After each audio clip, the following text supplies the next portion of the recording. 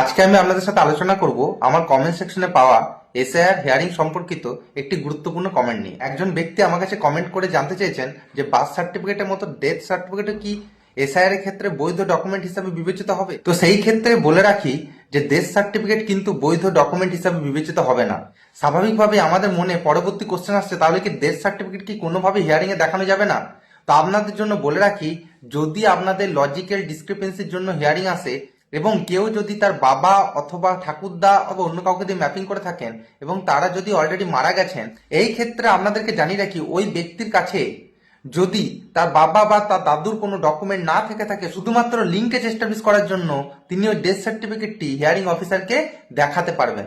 আমি এই বিষয়ে আপনাদেরকে আরেকবার জানিয়ে রাখি, ডেথ সার্টিফিকেট কিন্তু নির্বাচন কমিশন প্রদত্ত ডকুমেন্টের মধ্যে কোনো বৈধ ডকুমেন্ট নয়। শুধুমাত্র লজিক্যাল ডিসক্রিপেন্সি হিয়ারিং এ লিঙ্কেজ এস্টাবলিশ করার জন্য আপনি ডেথ সার্টিফিকেটটি ব্যবহার করতে পারবেন।